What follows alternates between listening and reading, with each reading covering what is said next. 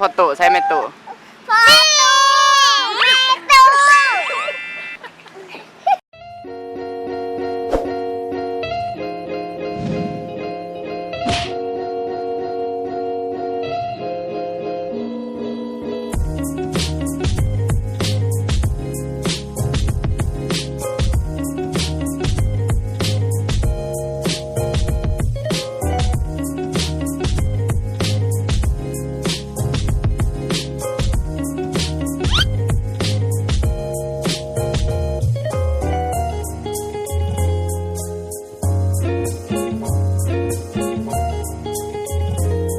โอเคกลับ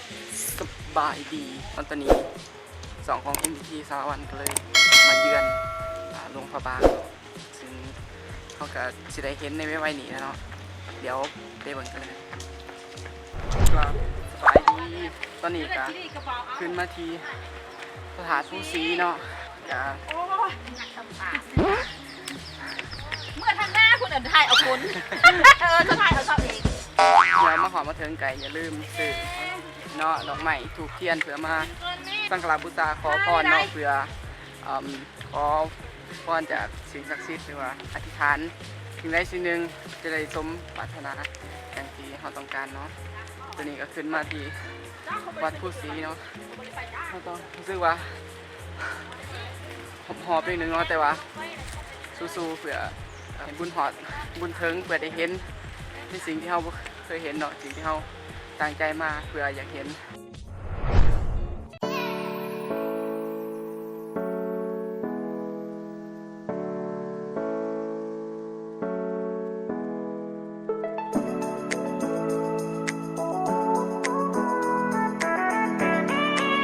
ตอนนี้ก็ขึ้นมาอันที่สองนะครับอันที่หนึ่งก็คือบอนสังฆราบูชาของต้นโพต้นศักดิ์สิทธิ์ซึ่งเราจะเห็นตามวัดทั่วไปเขาก็เคยเห็นเนาะต้นโพเป็นต้นไม้ศักดิ์สิทธิ์ประจำวัดว่าอารามประจำศาสนาเข้ามาในรุ่นนั้นเนาะตอนนี้ก็ขึ้นสู่ขั้นต่อไป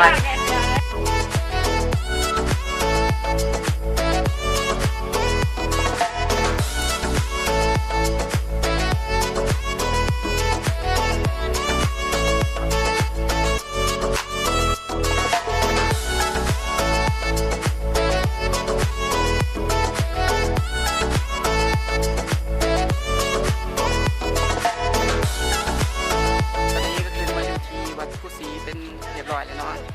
นี่อาจจะแนมเห็นวัดผู้ศรีซึ่งพระธาตุผู้ศรีตั้งอยู่จอมภูของผู้ศรีสูงประมาณ150 เมตรเนาะแล้วเขาขึ้นมาเขาจะเห็นวิวเห็นตัวเมืองของหลวงพระบางเลยจะได้เห็นแบบแนมแบบจ๋าๆเลยแบบปอดหูปอดตาเลยเนาะเขาจะได้แนมเห็นไกลเลยเห็นว่านักท่องเที่ยวกับเขาเจ้าก็ขึ้นมาเที่ยวหลายเนาะขนาดนี้กับยังมืดๆอยู่เพราะว่าอากาศดีเนาะคล้ายกับทะเลหมอก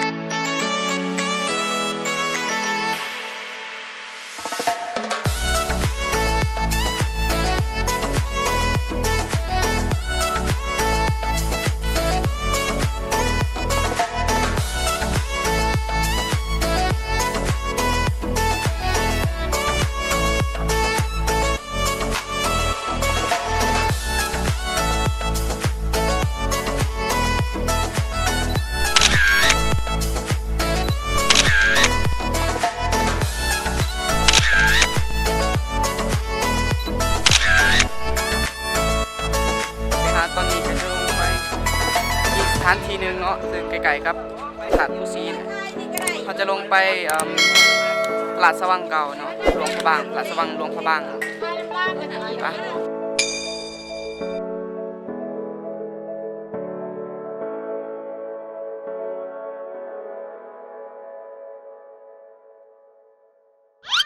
1 2 3สบายดีมื้อนี้น้องโฟนะมาเที่ยวกับน้องฝนมาสักบาท โนแมนละ